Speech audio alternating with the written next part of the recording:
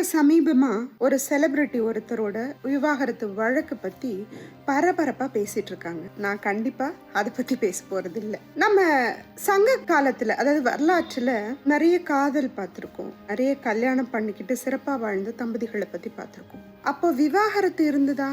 அப்படி so called divorce அப்படின்னு ஒன்றும் கிடையாது. இருந்தா கூட பிரிதல் இருந்தது. பணி நிமித்தமா பிரிந்து போறது வேற காதலர்கள். ஒரு முரண்பாடு வந்து பிணக்கு வந்து பிரிஞ்சு இருக்கிறது அப்படிங்கிறது இருந்ததா அப்படின்னு பார்த்தா, எனக்கு தெரிஞ்சு வரலாற்றுல ஒரு ஃபேமஸான மன்னனுக்கு அவன் வாழ்க்கையில அப்படி நடந்திருக்கு.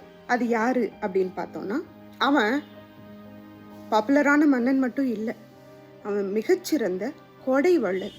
கொடைவள்ளல்னு எப்படின்னா, மயில் கூவிட்டு இருக்கும்போது அது குளிர்ல நடுங்குது அப்படின்னு நினைச்சு தன்னோட போர்வையை எடுத்து அதை போத்தி விட்டானா. அந்த உயிர்களிடத்துல கூட கருணை கொண்ட கொடைவள்ளல் அவன். கண்டிப்பா உங்களுக்கு இப்போ பேர் தெரிஞ்சிருக்கும். அவன் பேகன்.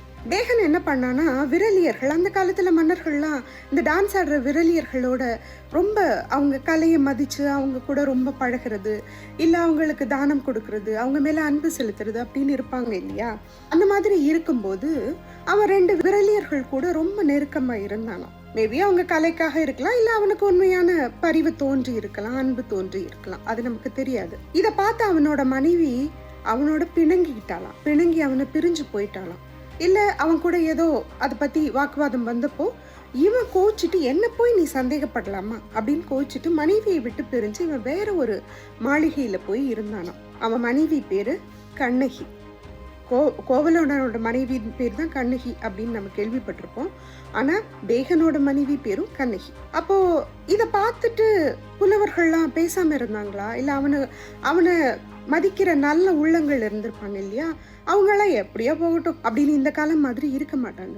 அவங்க என்ன பண்ணாங்களா, போய் பேகன் கிட்ட நல்லது கெட்டது எப்பவுமே புலவர்கள் எடுத்து சொல்லுவாங்க இல்லையா, அது மாதிரி கபிலரும் பரணரும் பேகன் கிட்ட, உன் மனைவியை பிரியறது நல்லது கிடையாது, நீ நல்ல உள்ளம் உள்ளவன், கொடைவள்ளல், நீ எவ்வளோ நல்ல வீரன், நல்ல மன்னன், மக்களுக்கெல்லாம் நல்லது பண்ற, கலைகளை ஆதரிக்கிறவன், ஏதோ ஒரு நேரம் உன் மனைவி உண்மையில உள்ள அன்பினால இப்படி பேசி இருக்கலாம், ஆனா நீ அவ மேல கோச்சிட்டு இப்படி அவளை பிரிஞ்சிருக்கிறது கூடவே கூடாது, மனைவியோட கல்யாணம் பண்ணி வைக்கிறது சேர்ந்து வாழத்தான் அப்படின்னு அட்வைஸ் பண்ணி அவங்க 2 பேரையும் சேர்த்து வச்சதா வரலாறு இருக்கு. ஸோ டிவோர்ஸ் இல்ல, பிணங்கி பிரியறது எப்பவுமே காதலர்களுக்குள்ள உள்ள இயல்பா இருந்திருக்கு. பேகனையும் கண்ணகியும் சேர்த்து வச்ச பெருமை கபிலருக்கும் பரணருக்கும் உண்டு. நன்றி.